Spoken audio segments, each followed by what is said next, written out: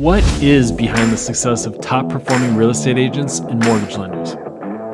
What tactics, strategies, and lessons learned have they used to break through and achieve elite status?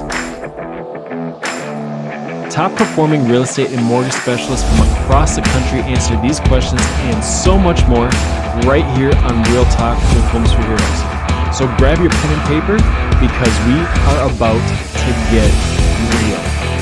Now here is your host of Real Talk with Homes for Heroes National Director, Abby Waltz.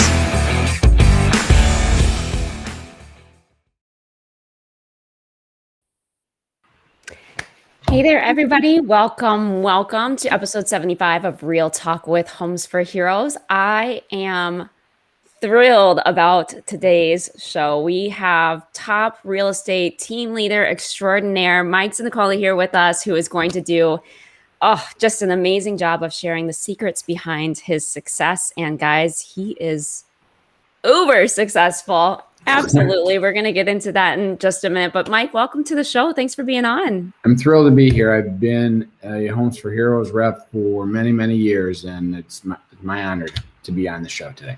Yeah, well, we're excited to have you. We share quite a bit in common in just mental states, if you will, and approaches, which I absolutely love. So we'll hop into that in a second. But Mike, you've been with us for not too long, maybe three and a half years or so, and you've really ramped up your team with Homes for Heroes. I know you've served over, I think it was 120 heroes last I checked. Over half of those were last year, and you've given back almost $200,000 to your local community heroes. So you've done an extraordinary job serving and thanking the heroes in your local community. So kudos to you for that. Well, it's great to hear that too. I mean, part of this is hearing that number, that's how much we contributed to people who deserve it, quite frankly. So, yeah. Very excited. Absolutely. Well, why don't you go ahead and introduce yourself to our audience here and just share a little bit about what your business looks like right now, kind of how you got into this crazy real estate industry and a little bit of background. Okay. Well, first of all, I practiced law for 17 years before I got into real estate. I went to work every day, and I came home a little bit more miserable than when I started the day because I did not like what I did for a living. And one day I just said enough's enough, and I decided to quit being an attorney, and I was going to go sell real estate. And some of my friends and family thought that was crazy. I'm sure. But it turned out to be a great midlife crisis, let's say. At 43, I started my 42, I started my career all over. And what I found out is that being passionate about something really does help you succeed. I loved what I did, and I set a record for my regional company for a first-year agent that first year. What I did my first year, I called all my divorce attorney friends, because a divorce is 3 house sales, two buys and a sell, if you play your cards right. And so that really is how I started my business. I became known as the divorce real estate agent in my area. So, but I went along. I worked for a regional company for 8 years. In 2008, I wound up coming to Keller Williams. And I came over to Keller Williams at the same time another gentleman came over, Greg Erlinger. And we came to Keller and we went to the convention. It was like we came over like 2 weeks before the convention. We went to the convention, family reunion. People know about it. Mm-hmm. And we were listening to a breakout session, and the speaker said, "You have to hire or partner up with your weakness." And I was an old real estate attorney who really honed my craft in the practice of real estate. And I have something to say about that in a minute. And my business partner was he's technology driven. He's all about marketing, and we combined our efforts.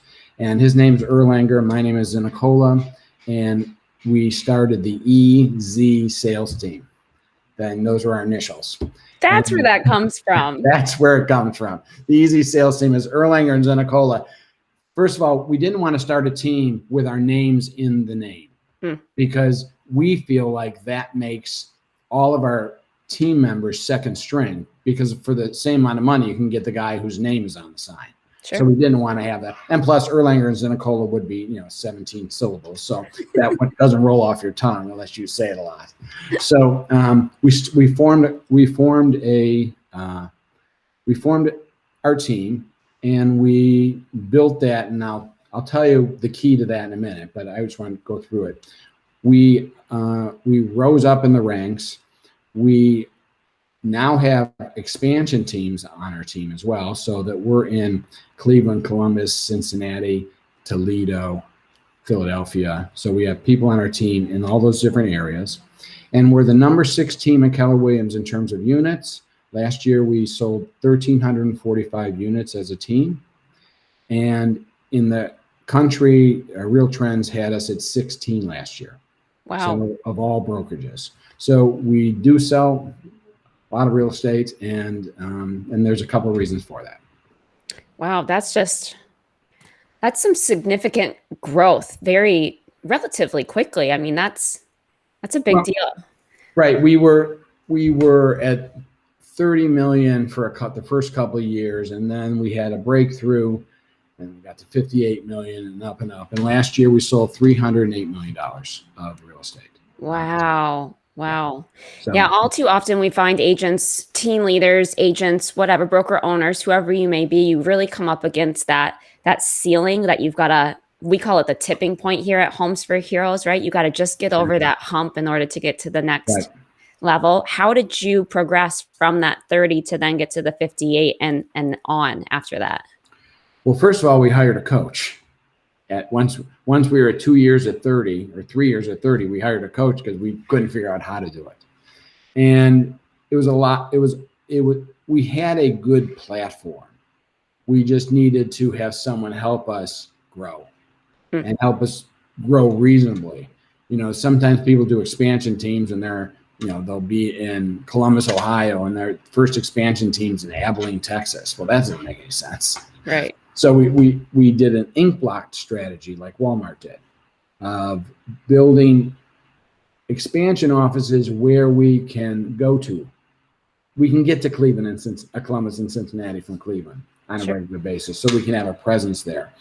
But it all started with building a value proposition for our sellers. That's the first thing Greg and I did when we decided to build a team.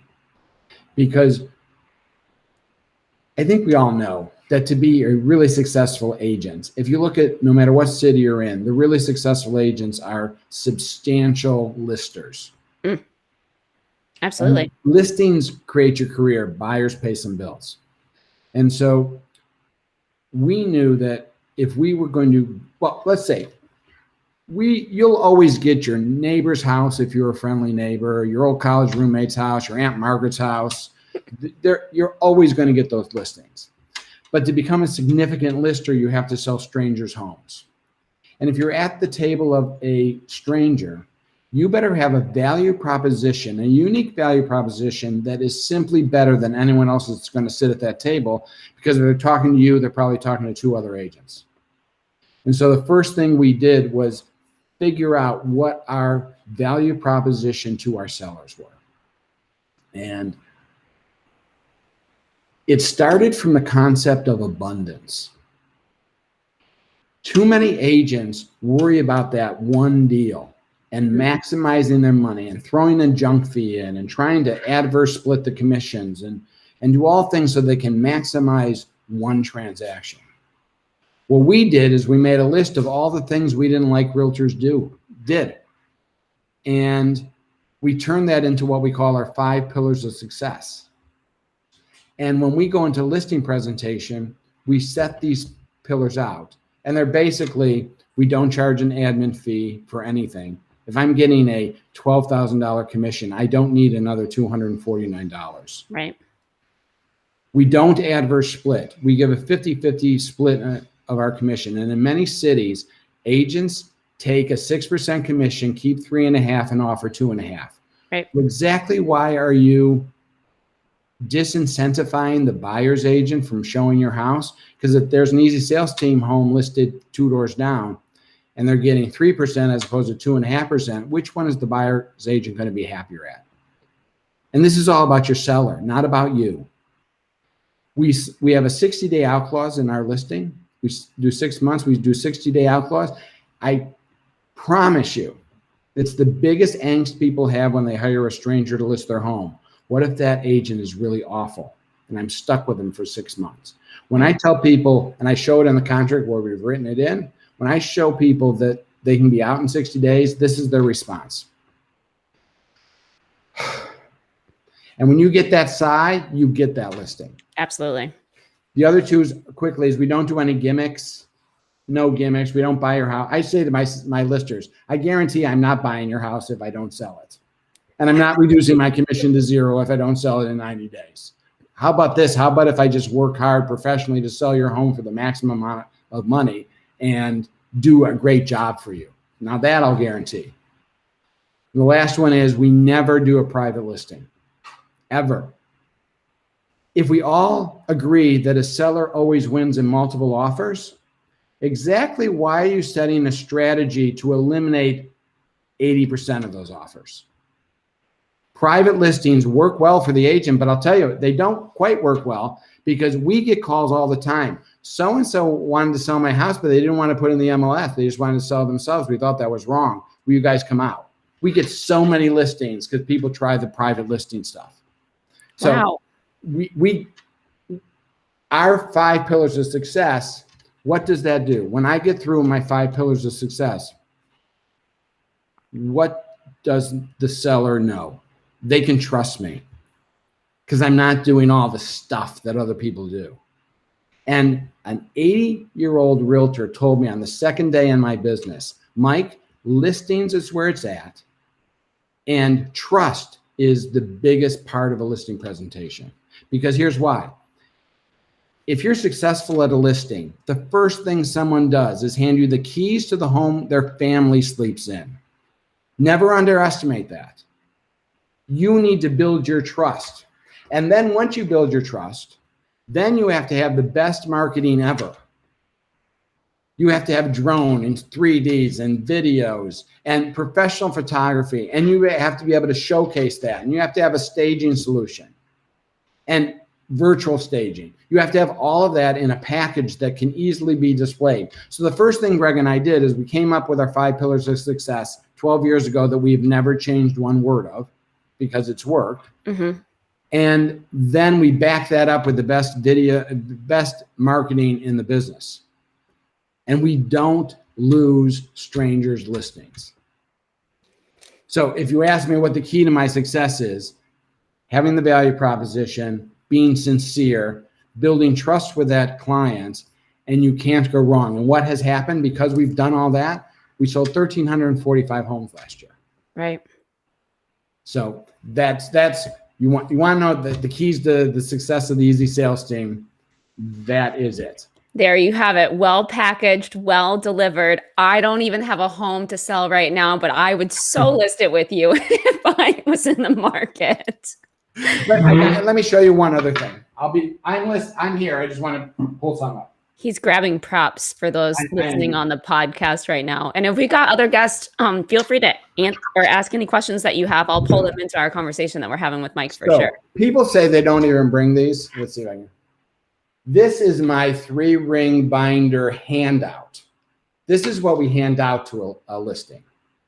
It has probably about 80 pages. It talks about Keller Williams. It talks about us. It talks about our video, our marketing. And so if someone's up against us and they talk to 3 or 4 agents, the next morning they're going to wake up and there's going to be 3 floppy folders and this on the pile. People say you forgot your marketing book. I say, no, that's how I market myself. If I can't market myself, how can I market you? And people say I don't bring anything to a listing presentation. I would suggest to you that you're making a mistake. Wow. Look professional. Yeah. You're about to ask somebody to pay you $10, $20, $30, $80,000. Look like you're worth it. So knowledge bombs everywhere. Not only do you debunk all of the other agents whatever, however their pitches and how they're trying to sell them, but you definitely come with a professional demeanor. You're not negative in any way, but you just outshine everybody, which I love. Here's the thing. Here's the other part. If I could just throw something else out. Yeah. Your success does not mean that I won't have success. Too many people in our industry see people who are successful and they think they're the ones who are standing in the way of their success, that there's an impediment because we can't get past these. No, there's enough business for every agent in America who works hard and tries hard and is professional. If you and I were in the same market and we were both top agents in the market, I had an agent from another company and I went up to her and I said, we're going to be up against each other four times a year. You're going to win 2 and I'm going to win 2 because people are going to relate to you or they're going to relate to me. So what? Our industry is the only sales industry where we have to rely on our competitors for our success. If someone's selling widgets, they're not going to have to rely on the competitive widget salesman to close a deal. Mm-hmm. We're not like that. We need our co-brokes. We can't be negative towards the other people in our business because we're going to be working with them to close a deal sometime soon. And we all have to remember that. There's all this talk about this brokerage or that brokerage and what this does and what that one does and this one's horrible and this one. No, if we don't all work together, we're going to lose big because there are people with billions and billions of dollars who want us to go away because they want to collect our cash. And you, like I told you before we started, if we need to go another direction, you just interrupt me. But what if after every transaction, the client said, "Oh my God, Abby Waltz was the greatest realtor ever. She explained everything up front. We had a great consultation. She didn't just send me on a portal. She actually looked for homes with me. And she pointed out homes I should look at. And then we found this beautiful home. And when we got there, she knew how to negotiate to make sure I got that deal at the best price. And once we got the deal, she handheld me through the whole process at the end. And in addition, she was really fun. We enjoyed the experience." If after every transaction, every one of your clients says that, what are the chances that their family, and their friends will go to Zillow or a portal and say, "Yeah, I'll take a random realtor"? They won't. Right. The ability to continue this business and flourish in this business is incumbent upon each and every one of us to be amazing realtors to each and every one of our clients. Because the opposite is, yeah, that realtor didn't do anything for me. I found the house. They just submitted my offer and said, I hope I get it. They didn't do a negotiation letter. They didn't do any negotiation. I found no value in my realtor. That person is not coming back to you, and they are going to go to a portal because they won't care who the realtor is. They're not only not going back to you as a person, they're not coming back to us as a profession. As an industry, that's correct. It's incumbent upon each and every one of us to make sure, if not for yourself, that for your colleagues, that you do a great job. When I go to conventions or go to events, of all the classes, 80% of them will be listing 30 homes in 90 days, lead generation 101, blah, blah, blah, blah, blah. And then there'll be 3 classes on negotiation or understanding a contract or being a good realtor. And I think that's so backward. Mm-hmm. If every one of us on this podcast would agree that this year they're going to improve one aspect of their business, one part of the practice of real estate, the portals won't win. They just won't. Mm. Because people need us. They don't realize they need us, but they need us to be good. So, okay. Yeah. I promise I'll get off my No, soapbox now. I'm actually I'm going to walk down this road with you for a little bit, because I think what you just said is so incredibly important. And it's a really strong mindset to have, whether you're in the real estate industry, whether you're in the mortgage business, whether you're selling paint. I don't care, right? Embrace your competition, right? Because it's either you're going to put them down and now it's a race to the bottom, which at the end of the day is going to ruin your own bottom line and your own potential to earn income and your profession in and of itself. Or it's going to be, we're just going to lift and raise the bar and keep increasing what consumers think of our business and our profession and who we are as agents, as realtors, as team leaders, as loan officers, all that kind of stuff. It's either one or the other. So you've got to either embrace your competition and take the high road and help raise the bar in the industry, or you're going to be a part of the problem and we're going to ruin ourselves, if you will. Right. Everybody knows that if someone on my team if I were to hear someone on my team was putting other people down, they're going to get called to the principal's office.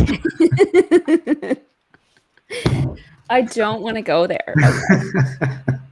I think that's so smart. And I do love your 5 pillars. Again, it's professionally debunking what could potentially be wrong or what others might be using as the sales gimmicky techniques too. Which people say, you don't have to market your home. My office has a buyer for this house. Wouldn't that be easier? And then they get both sides. Yeah, great. You get both sides, and your client just doesn't get the advantage, especially in this market, of getting $30,000 over the ask price. Yeah, absolutely. Do what's right by the other person on the other end of the deal, by the seller. Can I tell you a story? Yeah. That is, I love this story. That's right. So we had a client, my business partner did. It was a friend, and he had cancer, and they thought he was going to die, and their wife couldn't afford the house if he dies. So he went to sell it, and the person said, Greg, you must have a buyer for this, because we were the number 1 team in that city. And in fact, we did have a buyer for this. And Greg said, you know what? I do have a buyer, but we're going to put it on the market because we need to maximize this price up. And so we did bring our buyer and listed it for $325. We brought our buyer on day 1, and he wrote $325. But 2 other agents also wrote $332 and $337. So we went to our buyer and said, you're going to have to come up in price and significantly. And you know what our buyer said? Sell the house to somebody else. If I pay over the ask price on a home every time I walk through the door, I want to throw up. That was what he said. We did not. He did not buy the house, and we sold it to the 337 buyer. So here's what happened. So they made $12,000 less expenses, more.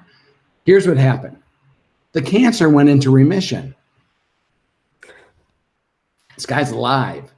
He's also our biggest bird dog, and his mother has become a realtor on our team. Wow. And he loves to tell the story about how the Easy Sales team really did him straight and really helped him when he needed it. So he's our biggest bird dog. So we didn't get both sides of that transaction, but we got a guy who refers, now to his mother, of course, but he refers business to our team, and we've made a ton of money because we didn't do a private listing. And it would have been easy to do a private listing there. We would have just been able to say, oh, you're sick. We just did it to make it convenient for him. We could have got away with that, right? But instead we did the right thing. And we win constantly because doing that right thing. And here's what we did with our buyer. We sold him another house. We didn't lose that commission. We just sold him another house. So come from abundance. Do the right thing. There'll be so many stories you'll have after doing this for a while of how coming from abundance just wound up making you more money. Yeah, absolutely. I want to dive a little bit into this because not everybody knows the abundance scarcity mindset juxtaposition that we all kind of go into a little bit. And the best analogy that I've ever heard for having an abundant mindset is to hold as much sand as you can in an open palm of your hand, right? Mm-hmm. Having that abundant mindset leaves your hand, you can't, some people can see it, some people can't, leaves your hand completely open. A scarcity mindset is when you squeeze that sand in your hand and a ton of it falls out through your Mm-hmm. fingertips, right? Right. And Right. you end up with something that's a tenth of the size at the end of the day when you squeeze it and you come from scarcity than if you were to just leave your hand open and let it be and have much more than you could have ever possibly imagined. How do you put your abundance, besides doing the right thing, your abundant mindset into play, and how has it helped you grow your team? Greg and I always agree that if it's a gray area, we'll make a decision in the other person's way. It will make Wow. if it's gray and we can't justify it. So if we have a commission question or an agent is questioning something we did, we make it good immediately. Because then what happens is the person trusts you that even when there's a problem or there's a mistake, we all make mistakes. It's all about what we do when we make that mistake. Do we hide it or do we just admit it and move forward? And people appreciate that so much more than trying to deny it. If you don't think in 1,345 deals, there were a couple of things that came into my desk and I thought, oh my God. And then I think, oh my God, this is just going to cost me. And we make it right. Yeah. It coming from abundance is all about making it right and realizing that when you do, things flow back to you. That when I don't know what else to say about that. It's all about doing the right thing, working hard, and realizing that if you give in sometimes, you make twice as much back. And so we do that on a regular basis. Also, people, this is another example of coming from abundance. So on our team, our commission splits, even team members can get to 100%. We start them at a certain level, then as they sell a couple million, they go to the next level, it's a couple million. And so someone on our team can get to 100% after $6-7 million worth of business. What does that do? You say, oh my God, you're not going to make anything from anything they do after that? It's okay. We've already made a nice amount of money out of their first $6 million of business. Right. That way I can have a $10 million producer who never comes to me and says, Mike, I love you guys, but you're too expensive. I got to go somewhere else. Sure. I want them to be able to say, what I paid you, I got value in return. Yeah.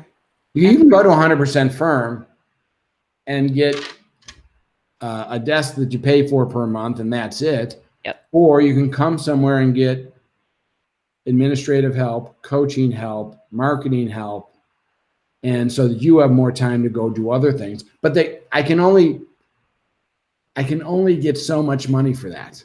Mm-hmm. So I don't try to squeeze it. I try to give them as much value as I can. And here's what happens. Of our first 8 team members that we had in 2008, 6 of them are still with me, and one of them, the husband got a job in Boca. So only one of my first 8 agents has left me to go to another firm. Wow. And that's 12 years ago. Yeah. We have one of the best retentions in all of Keller Williams. That's because I always say when someone goes and evaluates splits, this is what they should evaluate. What the split is, because people who say the splits don't matter are just idiots. What the team or the organization pays for you. Mm-hmm. And thirdly, if I come to that team or brokerage, will that allow me to sell more homes? Because 100% of 3 houses isn't anywhere near 70% of 60 houses. And so make the evaluation of how much you are going to increase and grow your business. That's what it's all about. So, yeah, absolutely.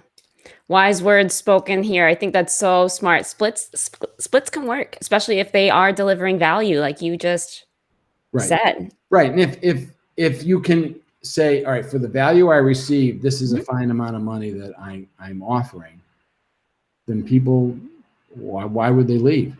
Someone leaves me that for the money they pay me, they have to fire their admins, fire their coaching, and fire their marketing. That's not good. We also brought all the marketing in-house. Okay. We don't have third-party vendors that do our videos and 3Ds and drones. We have them in-house. And that enables us to, again, we brought it in. We don't make money on it. We actually charge what the hourly rates are. So my people on my team can get a 3D done for $40. Wow.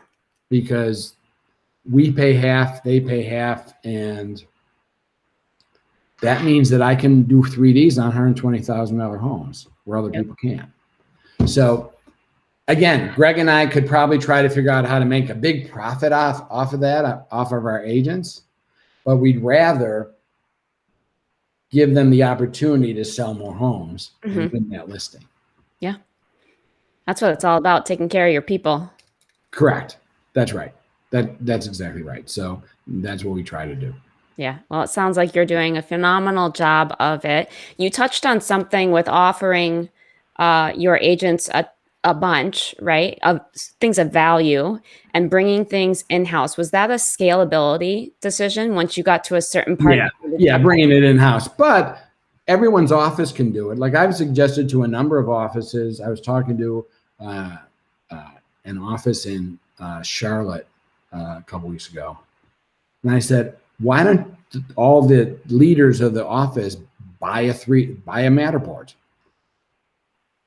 And then maybe an inexperienced agent who doesn't have a lot of business can learn how to do it. It's not that difficult to operate one of those. And then offer it as a value proposition to come to your office. That your Matterports are free or your Matterports are $40. Yep. And so, yeah, it's probably not scalable for a lot of teams to have that in-house. In my case, it's different, but your office may be able to do it. Right. And will set you apart. You walk into a $150,000 house and say, I'm going to do this 3D and blah, blah, and not have to worry about spending $300 on it. The next guy coming in, it's not offering that. Yeah. So, yeah. So, yeah, it is a scalability thing. Yeah. So. Yeah. Let's go. I'm going to take you back in time for a little bit and kind of walk me through how you've progressed over the years from when you first started, because you did say that you started out really targeting divorce attorneys, which is 3 deals per person, right? Per divorce, or per couple. Yes. Was that probably your first eye opener to really know who you want to target and get into a niche market in the beginning? Right. When I first started in the business, I interviewed in this office and I was talking to the manager and I came to him with a business plan. This is what I'm going to do. And he was shocked that I actually had that. And I said, I don't know. I want to really work hard at marketing to people who can give me more than one deal. So I'm not going to do and this is just me and other people. I'm not saying this is the way everybody should do this.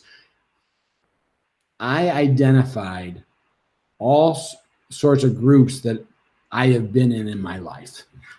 And the attorneys was just one of them. I literally started with, I grew up on 155th Street in Cleveland, Ohio.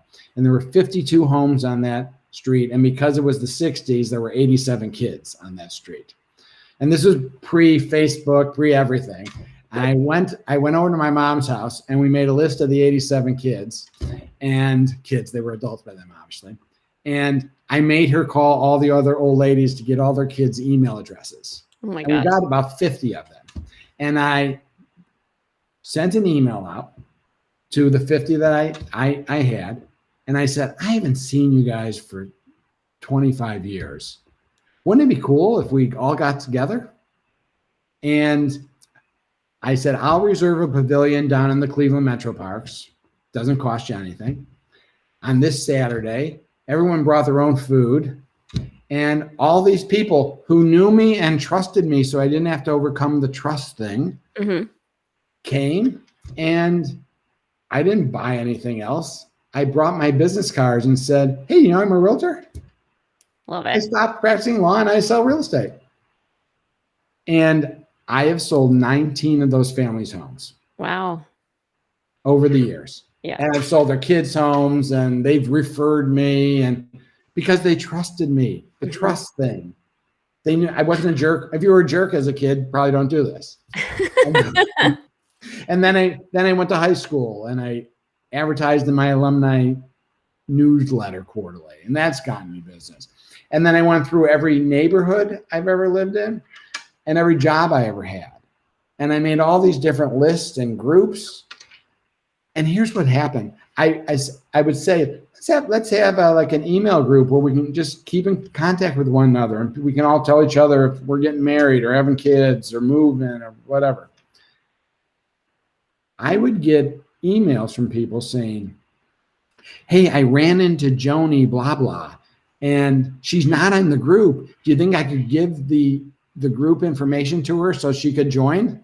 And I'd always think to myself, do you think Joni should join my database? Sure, that sounds really great. Yeah.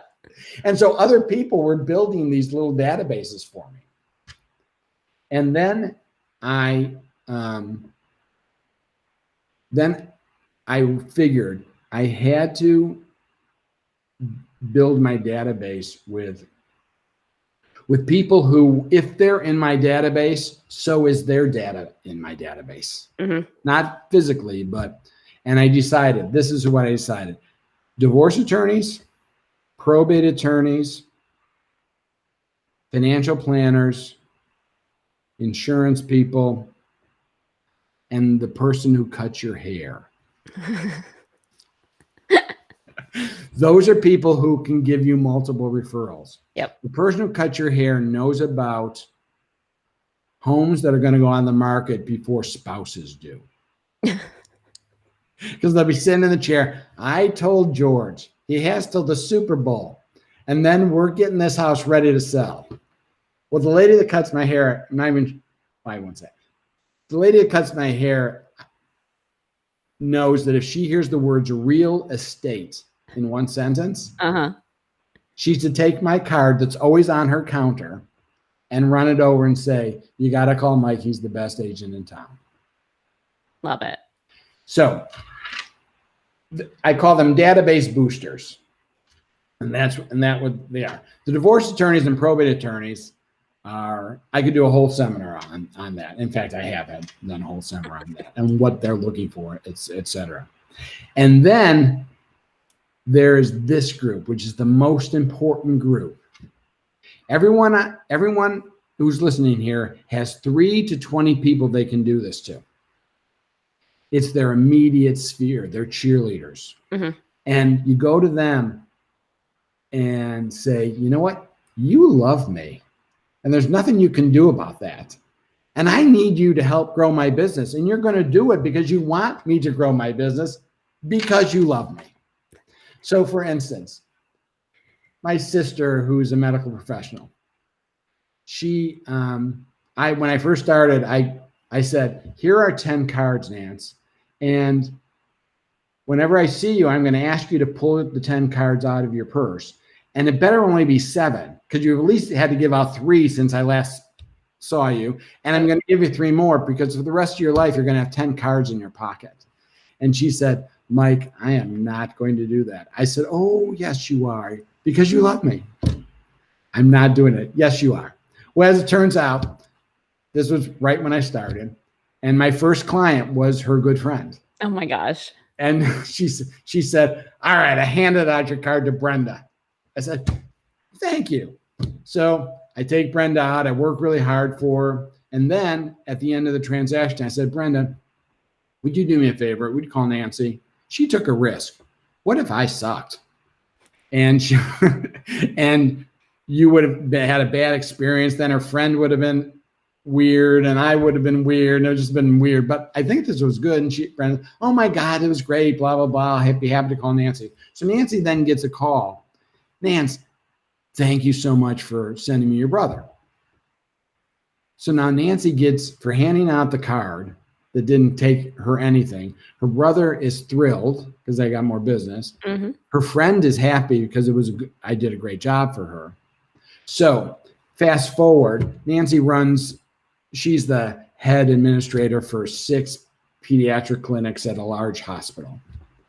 Her people, who then expect me to offer Homes for Heroes because they're medical professionals, Mm-hmm. her people almost apologize to her if they don't use the Easy Sales team. Because she's the boss and she's made it clear they ought to be using her brother. Yeah. So we've gone from afraid to hand it out to apparently she's a dictator on real estate in her work. So those people who are your closest people. And then when what I did was, after Brenda closed, I took all 4 of them out, my sister, my brother-in-law, and the clients. We all went out to dinner on me. And we had a nice evening. And so, because you need nice parting gifts. So Of course. Anyway, so that's what I did. And that's how I started my business right from the beginning. My first year, I did $5.5 million. Wow. From scratch. That's fantastic. So, and in Cleveland, at that time, the average sale price was 140. Yeah. So. Absolutely. Well, we're getting a lot of love from our watchers for sure. Loving the example of the story. We've got a couple of things in here where other people have had the same experience. So lots of great love for that one for sure. I think one of the key things there is, especially if you're brand new in the business, it can be really scary. And getting into a new profession is scary. Not knowing what you're doing is scary. And I think it's always in the back of our minds with the first few transactions that we go through is we have no clue what we're doing. Right. It's like becoming a new parent, right? You're like, I don't know what to do with this thing. Right. But you fake it till you'll make it and you focus on the people. And I love that you worked with your sphere who already, as you say, trusted you, right? Know, like, and trust is 3 of the key components of getting good clients and getting good referral makers. And you just went straight to the source and said, I don't need your transactions. What I do need is your help. Right. Right. So I thought that was. And if you are making cold calls, just an example, don't say, who do I need to know that is looking to buy a house? Like, I hate that script. My script is, hey, Joe, I'm just wondering, my business is doing great, but I'm really trying to grow it. Would you be willing, if you heard about someone who was looking to buy or sell a home, would you be willing to send them to me? Isn't that so much better? So much better. It's you're really asking. It's okay to ask for help. Now, don't say your business is floundering. Always say that it's going great, but just ask them. Get permission from them to ask the question. Would you be willing, if you heard of someone who was looking to buy or sell, would you be willing to suggest to them to send them to me? Then just let them respond. And then it's in their head. And if they say yes, they'll look for an opportunity to do that. Yep. Planting the seed. Right. Yeah. That's right. For sure. I love that. Any other pet peeves that you want to debunk and give somebody a script for right now?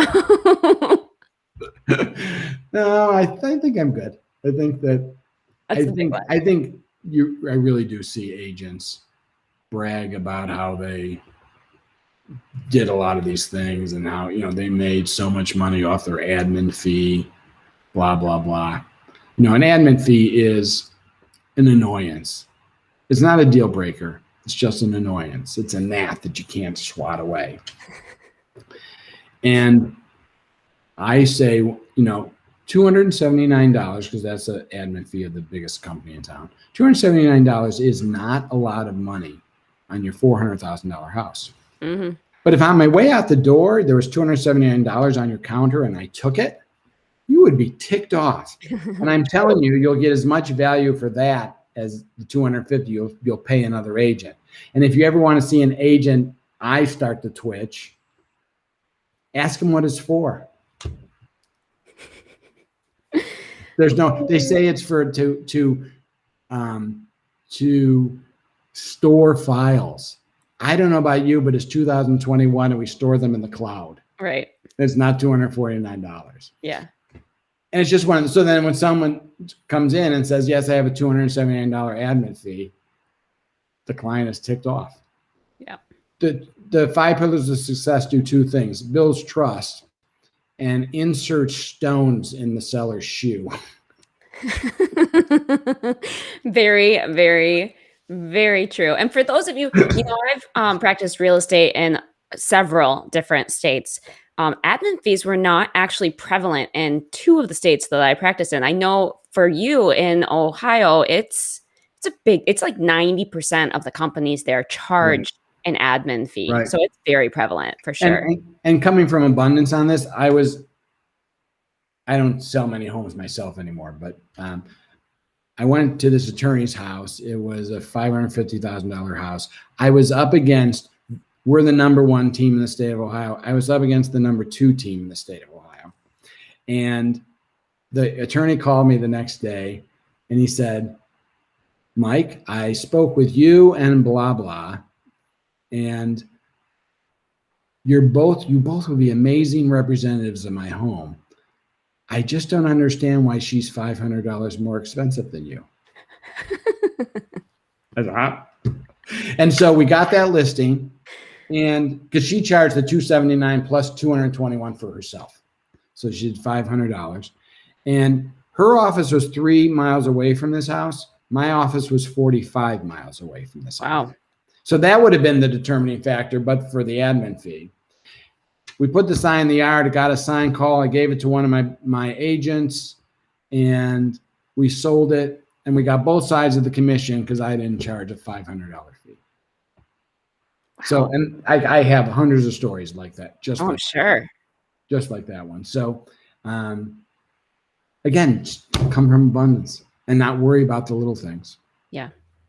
So Absolutely. Do you have, before I hop into Homes for Heroes, because I love your approach for that, and I could talk to you for days, so I'm going to try and keep this as tight as I can. But do you have any other game changers that helped you level up and growing your team? Like when you added it, you really skyrocketed and exponentially grew to that next level? Okay. Just a couple of things from up front. We gave a commission split that I would be willing to pay if I was on a team. Because if you don't do that, so many teams are built, I call it the king or queen model, where it's all about the king or queen who's done really well in real estate. And there's people on the team hoping that the king or queen drops a few shekels down their way and they get a deal on it and they try to take advantage of it. We took the opposite approach. So on our organization chart, the agent is at the top. Well, actually, clients are at the top, agents. Underneath them, Greg and Mike.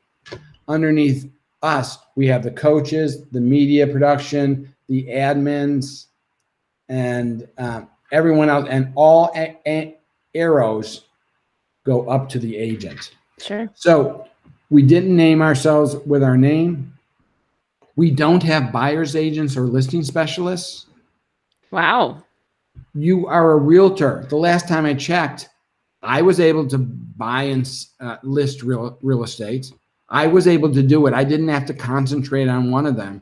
And if you have agents on your team who are buyer's agents, first of all, tattoo second string on your forehead if you're a buyer, I'm sorry, but that's the impression people will have.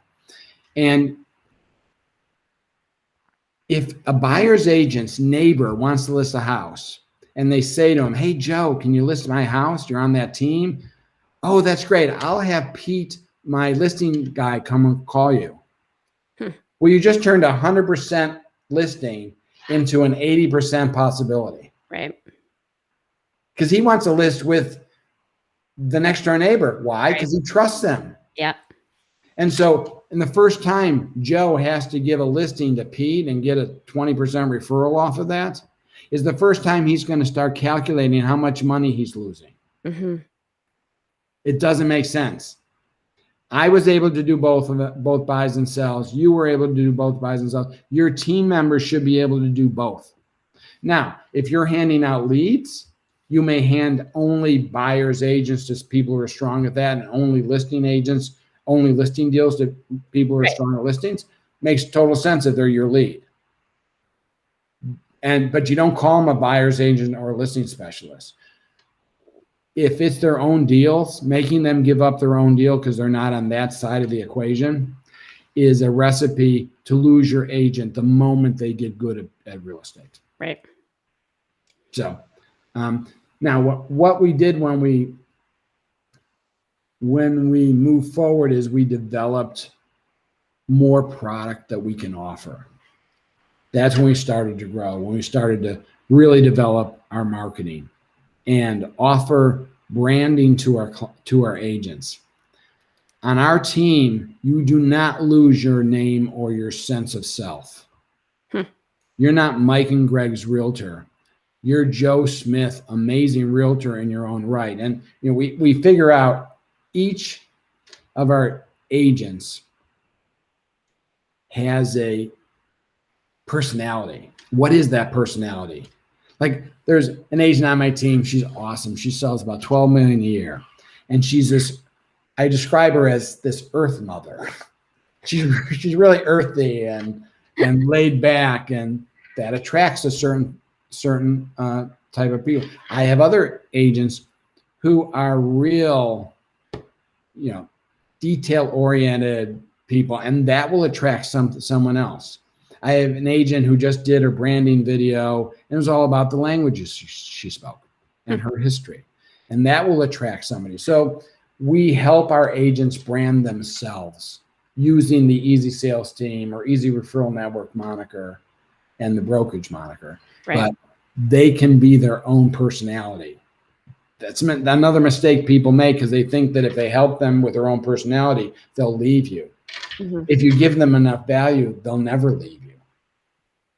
So when we started working on that, that's when we started building our team and getting to the next level. And it took a while for people to understand our value proposition. It took a good 3 years for people to know our 5 pillars of success. Sure. And people now know that. Wow. And now that has allowed us to exponentially explode. I love it.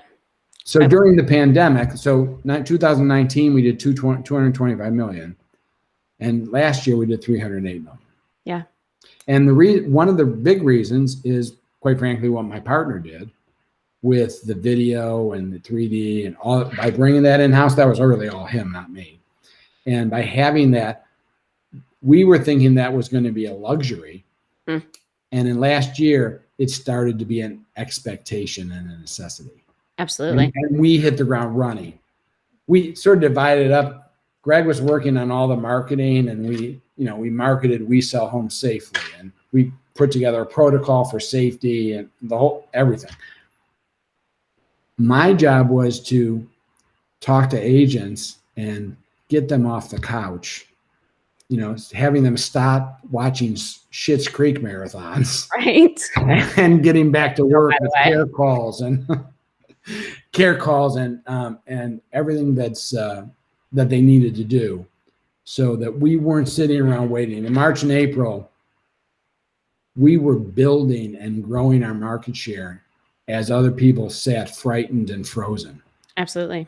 And that's how we got to the next level. Wow.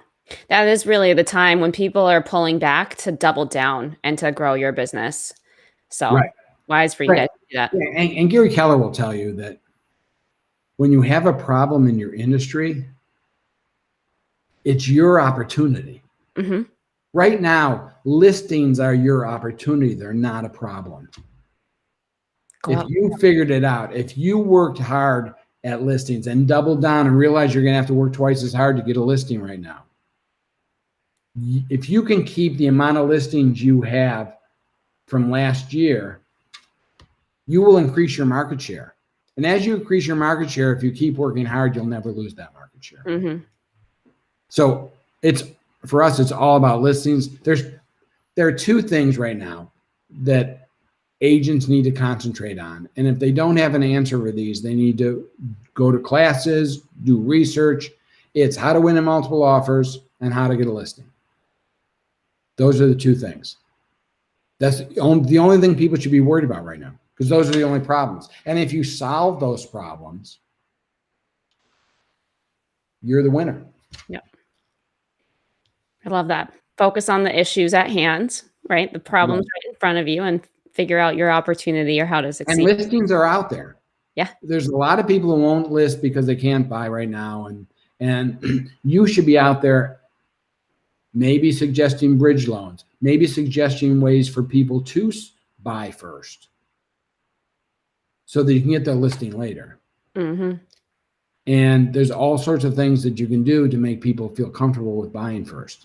There are a lot of people in America who don't know they can buy first. And so they've given up and they're just not even thinking about moving right now. Yeah. So work on those two things right now. That's the only, those are the problems, but those are your opportunities to gain market share. I love it. I love it. Full page of notes.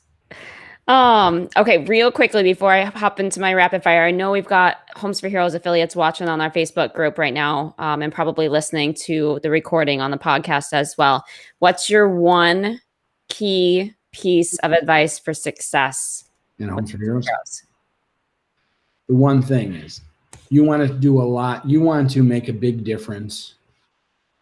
The one thing is, you need to market this program to organizations. What we do, and this is how we've accelerated in the last year, because we really concentrated on it last year. Go find people who know the chief of police, or the head of HR at a hospital, or the head of HR at school systems, or find teachers and say, who can I talk to at your organization? And then put together a program for that organization. So I am now the Homes for Heroes delegate for the Cleveland Public School System, which has 2,400 teachers. And we just got that designation. I knew someone who knew the CEO of the system, who introduced me. I told them about the program. They were ecstatic about it. They called the head of HR and said, you have to talk to Mike Zinicola now. And here's why. This is a benefit to their employees. And it's a benefit they can offer, and let them offer it. Let them offer the benefit. It's a benefit to their employees that that doesn't cost them a penny. It's a free benefit to their employees. So everyone, when you talk to them, are thrilled that you want to offer this. In fact, the biggest question you have to overcome is, what's the catch? And there is no catch. Mm-hmm. The catch is, if you do this for me, I'm going to make a lot of money by selling a lot of your nurses homes. Right. That's the catch. It's all benefit. And so when we started doing that, we have 3 school systems where we're the delegate for Homes for Heroes. We have a number of police departments, fire departments. And let me tell you, this is what we learned, though. This is very important. If you do this and the organization sets out an email or something through the intranet, that's great. If you don't nurture this, that will last for 2 weeks. Mm-hmm. And people will forget about it. So, and that's what we had to learn. Because we thought, oh my God, we got this police department, we're going to make a ton of, and then there was nothing. We learned we have to stay in their minds. So yes, there are cookies brought every once in a while, and different things, or different emails that we talk about the real estate market. And reminding them. If you do it this way, you have to regularly remind them that you're the Homes for Heroes agent, and that will continue. And once we figured that part out, now this is just starting to go very well for us, and we're starting to work with more heroes. Yeah. So that's probably the biggest thing. Don't just rely on this. If you have a hero in your car, I can offer you this. But don't be afraid to do that also. For instance, I had a teacher in the Berea, Ohio public schools, and I did offer it to her. She was my cousin, so I offered it. What she did was, when she received the hero check, she took a picture of it and put it on the school's intranet. Oh, cool. And I asked her to do that. Yeah, of course she did. She didn't think of do that herself. I said, she said, this is really great. What can I do? I said, you can take a picture of this check and put it on the Berea's intranet and say, this is what I got from my realtor because I worked through the Homes for Heroes program. Let me know. And we got a number of referrals after that. I'll bet. From that, because that was a true life testimonial about the money from one of their own. Yeah. And one that they could turn to and not go to a stranger, that they didn't trust yet, but go ask all the questions that don't have to spend the time answering either. Right. So really, Homes for Heroes, we get great leads from the Homes for Heroes website, and we're thrilled about those leads. But Homes for Heroes can be so much more for you if you work this angle of organizations. Yeah. I love that. Yeah. Organizations getting in front of large groups. I mean, that's what it's all about in our industry anyways. Right. It does afford you the opportunity to have presentations. And I love the way that you position it. You kind of make the CEO that you went to for the schools, right, look like the rock star because they got to bring the program to HR and then provide that. That's right. That's exactly right. So she was right. She was bringing it to the table because she found this great program. I was just her willing pawn. Oh, that was the way to do it, though, because I know that works personally. Right, because like if I would have gone to the HR person,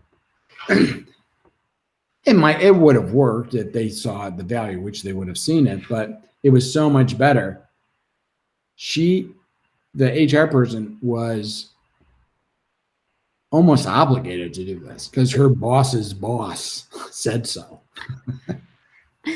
But you also didn't pitch it. You didn't say you have to work with me or it's my program, or you really shine the spotlight on them and letting them shine. Correct. Letting that HR department say, look at this amazing opportunity that we found for you. Yeah. Not me, them. So. I love that. All right. I got 3 rapid fire questions for you. But before I get into that, do you have anything else that we missed that you really wanted to cover today? I probably talked too much already. Lots of great engagement here. Lots of great shout outs for you too here in chat. So great. I'm cool with that. You're sitting down, right? I'm ready. Just kidding. They're not that hard, I promise. Thinking back, if you could go back to when you first got in this business, and I know you came in with a business mindset, which is one leg up than most of us. But if you could give yourself one piece of advice, what would it be? One piece of advice when I got into the business is keep your head down and realize that the first 6 months are not going to go well. That you have to really work it.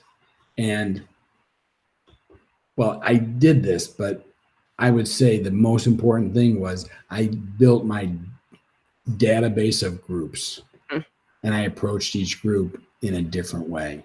And that really allowed me to grow. I would say if you don't do that, you're missing the boat.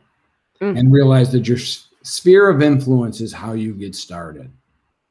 And there'll be plenty of other things you can do to grow your business. I would also say that my first year in the business, I did 44 open houses. If I didn't have anything to do on Sunday, I did an open house. So clearly I'd led a boring life. And that generated 13 closings from open houses, and learn how to do a good open house. That really learn how to do a good open house. Can I tell you 2 things you should never say during an open house? Please. All right. First of all, never ask a client how long you've been looking, because that's a blow-off answer. I just started, so don't bother me, is what it is. The answer will be, I just started, all the time. So don't ask that. It's not relevant to anything. Secondly, you can always ask this question later. At the open house, never ask if you're working with another realtor. I know that's contrary, and people are going to say, oh my God, you have to ask that. You do not have to ask that. You can always back off if later you find out. Because has anyone, think about this. You're in an open house and you say, are you working with another realtor? Yes. Oh, who is it? And they don't have a name. They don't have a name because they're not working with another realtor. It was just a blow-off answer. Before you show them houses, you can ask them if they're working with another realtor. If it's a $300,000 house, have your computer open to a search in that community, 250 to 350. And before the open house, memorize them. And as they go through the house, ask them for their opinions. And when they say, this is a really nice house, but I really need 4 bedrooms, not 3. Oh, really? 123 Main Street has 4 bedrooms. It's in the same condition, blah, blah, blah. If your key at an open house is to make them think you're the expert. And if you pull a house out of your head, they know you know the community. Yep. And then you say, oh my God, I have the search on my screen. Can I show you the house? Once you get that client to your computer, you're already working with them. Yep. So anyway, learn how to do open houses. Love that. Love the pointers. Love the tips. Love the database and grouping, because I still think agents don't do that no matter how long they've been in the business. People like to be talked to differently. Right. That's right. So I would say that in the beginning, really it's that database. Yeah. And I didn't have a coach in the beginning. I would ask your office, if I'm coming to your office, who's going to help me? And don't be afraid to ask that. Yep. Ask your office, who's helping me here? Don't allow it to be, unless you're in one of those 100% things, which you should not be if you're a new agent, who's helping me here to grow my business? Love that. Love that. Wow. Truth bombs all over the place here, people. Okay. Final 2 questions. I don't know. Are you a reader? You know what? I'm embarrassed to tell you no. Okay. I read a lot of articles. I don't read a lot of books. Where's your go-to source for your own growth? Where do you turn to? I turn to research and investigation. I find out what other people are doing. I'm very fortunate at Keller. Gary has his top 100 mastermind. Right. And I'm in that. And we bounce things off of each other all the time. I'm sorry. I know you wanted me to tell you a book that I read that changed my life. I think that's a good piece of advice. Put yourself in a room with people that are above at your level or much smarter than you, and network and grow with them. If you're looking to build a team, I would Google servant leadership and find books on that. Perfect. The servant leadership model is amazing. It's what we built our whole business on. Yeah. Love that. Leaders Eat Last is a really good book for that. Just going to throw that out there. Anyways. There you go. That's right. There's another book, I can't think of the name, but Leaders Eat Last is absolutely how it works. And you know what? Leaders eat last, but they have an amazing meal when they eat last. Yeah, absolutely. All right. Last but not least, it's a real estate show, for Pete's sake. We got to talk about your house. So what's your favorite? I know you're not home right now, but what's your favorite room in your house? Okay. My favorite room in my house is the living room, TV room, because I live in a condo association that's right on the water. And there's a stream right next to my unit, and it opens up at the mouth of Lake Erie. And so when I'm sitting here, there's a stream and there's a waterfall right at my patio, and it goes out into the lake. So when I'm sitting in my TV room, it's really beautiful. Yeah, sounds beautiful for sure. Yeah. So. All right, Mike. Well, you were amazing. I loved all of your the stories, first of all, but your takeaways were unbelievable. So thank you so much for your time. And it's absolutely my pleasure. I love this organization. It does so much good for people, and including the realtors who associate with it. Yeah. This is a real win-win-win. Everyone wins at Homes for Heroes, and that it's just great. Well, I appreciate you saying that. And we do our very best, just like you do, to add value to the people that are a part of our team, for sure. We can't achieve and accomplish what we need to alone. We need helpers and teammates to do so. So, right. Well, I appreciate that. And thank you, everybody who tuned in today.